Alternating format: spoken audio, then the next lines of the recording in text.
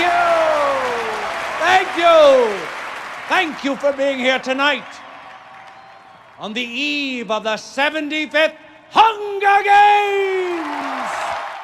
Hello, and welcome back to another edition of Did the Movie Get It Right? Today, I will be taking a look at Catching Fire, which was written by Suzanne Collins and published by Scholastic Press in 2009. It is also the second book and subsequent second movie in the Hunger Games trilogy. The movie was directed by Francis Lawrence and opened on November 20th, 2013. So, did the movie get it right? Well, yes, but it took only about 65 to 70% of the content from the book. So what did it leave out?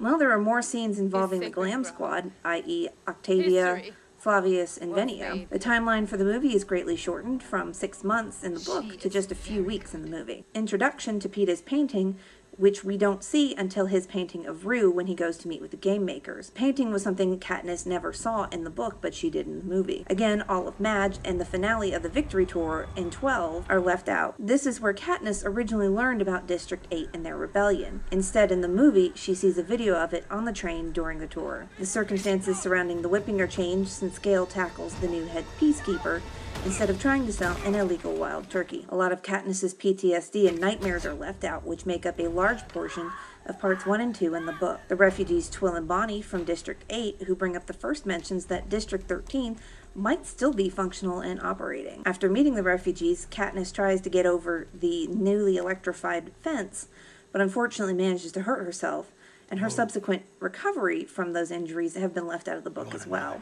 as trying on the different wedding ensembles that Cinna designed for her. After the announcement of the Quell, the training between Katniss, Peeta, and Haymitch to try to get ready for the games has been left out, again owing to the shortened timeline. They also left out the viewing of Haymitch's game, which he won the 50th Quarter Quell. There were more mentions of the pregnancy plot in the book to play to the Hunger Games audience, where in the movie it was only mentioned during the interview and then subsequently dropped. I personally miss the little detail with Plutarch's watch, which, if you're not familiar with that, it's when Katniss and Plutarch are dancing at Snow's mansion, and he runs a thumb over the face of his watch.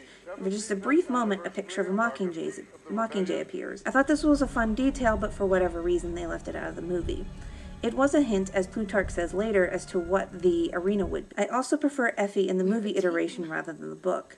She's much more human and caring as opposed to just another capital resident. The movie still hits the important plot points, so don't get me wrong about this, like the announcement of the Quell's special rules and the budding relationship between Katniss and Gale, which will lead to one of the most infamous love triangles in YA. So with all of this removed, the movie is still over 2 hours long. For the movie, they focused more on the lead up to and then the subsequent games, probably because action sequences, which only take up a few paragraphs in the book, take up much more time in the movie. Also, we are again watching this as a third-person participant and not from Katniss's point of view, which will switch priority for what would be necessary in a film. The book and film are still both my favorites in each of the series, but the movie can't replace the book this time since it does leave so much out.